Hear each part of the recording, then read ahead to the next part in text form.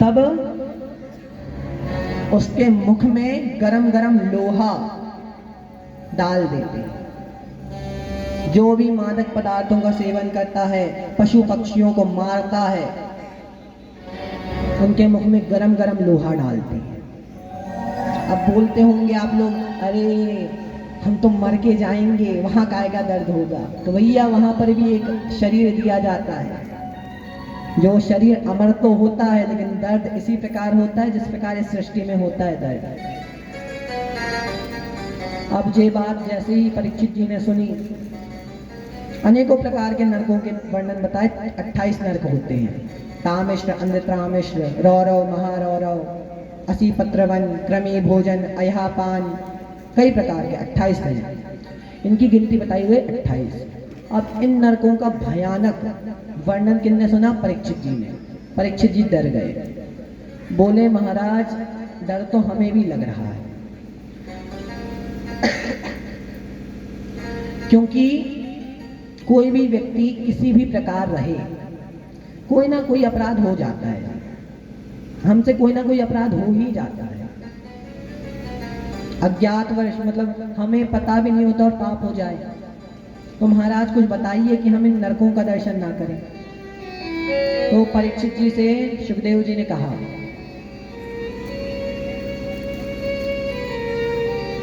कि परीक्षित, जो व्यक्ति इसी स्थान पर रह के प्रायश्चित कर लेता है, क्या करता है?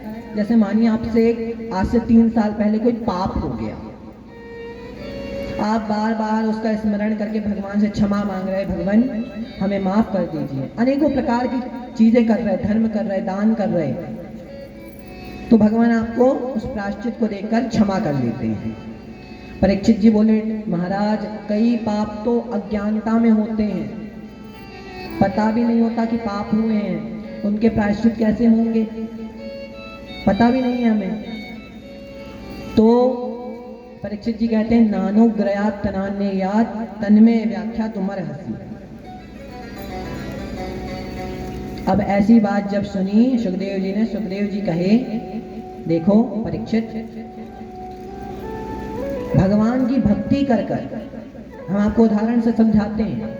आप एक सफेद रंग की शर्ट पहने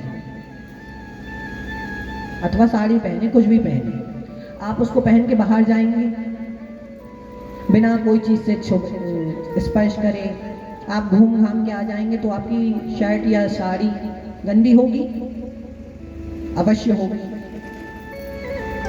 किसी ना किसी प्रकार कहीं ना कहीं से गंदी हो ही जाएगी। तो देखो जब आप प्रायश्चित नहीं करोगे तो वो साड़ी कहाँ जाएगी? धोबी घाट में, और धोबी उसको अच्छे से धुलाई करके धोएंगे, तो वह क्या है? नरक है, धोबी घाट।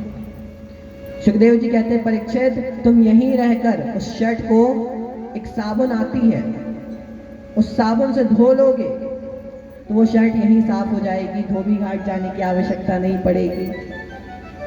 लेकिन जो साबुन नहीं लगाएंगे उनकी तो धोबी घाट में धुलाई होगी, उनके लिए धोबी घाट है, सबके लिए है। अब बोले साबुन कौन सी साबुन है महाराज? रिन साबुन है कि सर्फ एक्सेल है? साबुन का नाम भी तो बताइए। सुखदेव जी बोले नाम। क्या नाम है? कलियुग केवल नाम आधारा, सुमिर सुमिर नर उतरहि पारा। ये कलयुग क्या है? इस कलयुग का आधार नाम है। नाम, नाम की, भगवान के नाम की वह साबुन है। उस साबुन को जो लगाएगा उसके पाप धुलेंगे। महाराज ये साबुन पहली बार हम ही यूज कर रहे हैं कि कोई और ने भी करी है? परीक्षित जी पूछ रहे हैं, कोई और ने यूज करी है कि हम ही पहली बार कर रहे हैं? क्योंकि आजकल के लोग पहले से बोलते हैं पहले इस्तेमाल करो फिर विश्वास करो, बड़ा चलता है आज के समय। तो महाराज पहली बार इस्तेमाल हम कर रहे हैं, कोई और ने भी करा है? तब सुखदेव जी कहते हैं, क्या कहते हैं जी? कान्य कुब्जे द्विजः क्वश्चित् दासी पति अजामिलः किसने? अजामिल ने की है। एक कान्यकुब्ज नगर में एक ब्राह्मण रहता था। परीक्षित जी ने सुना, अच्छा ब्राह्मण है, अच्छा होगा। सुखदेव जी ने बताया, धर्मात्मा था, भगवान का भजन पूजन सब प्रकार से करता था। लेकिन क्या हुआ, इसने एक दिन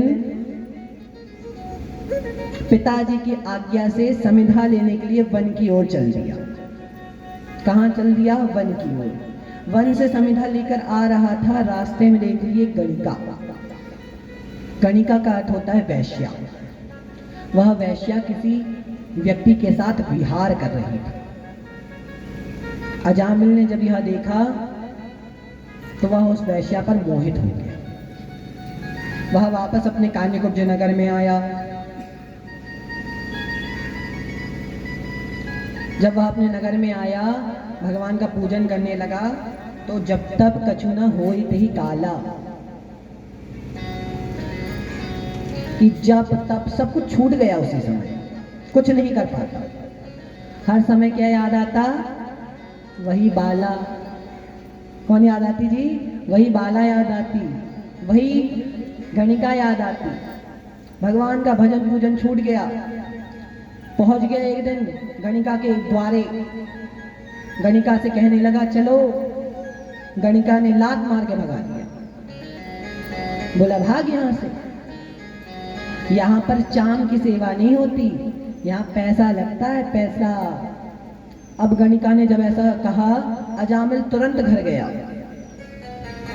अपनी नव विवाहित पत्नी को, पिताजी को, माताजी को, सभी को घर से निकाल दिया। क्या कर दिया? घर से निकाल दिया। बोलिए राधे राधे। राधे राधे। अजामिल ने सबको निकाल दिया, पूरा धन इकट्ठा करके गणिका के चरणों में रख दिया। अब देखिए, हम बता रहे हैं आपको, आजकल के सभी युवक ध्यानपूर्वक इसे सुने और आप लोग भी सुनिए। पर स्त्री पैनी छुरी तीन तरफ से खाए, धन हरे, यौवन हरे और घोर नरक ले जाए। जो पराई स्त्री होती है वह तीन प्रकार से व्यक्ति को नष्ट कर देती है। पहला, धन को नष्ट कर देती है। दूसरा, जवानी को नष्ट कर देती है। जिस समय आप सभी को संघर्ष करना चाहिए, कर्म करना चाहिए, धर्म करना चाहिए, उस समय ये आपको गलत रास्ते पे लेकर जाती है। कौन? पराई स्त्री। आज के समय हम सभी देखते हैं, सभी बच्चों, सभी युवकों के अंदर एक मन में आशा होती है कि हम बड़े होंगे, एक कन्या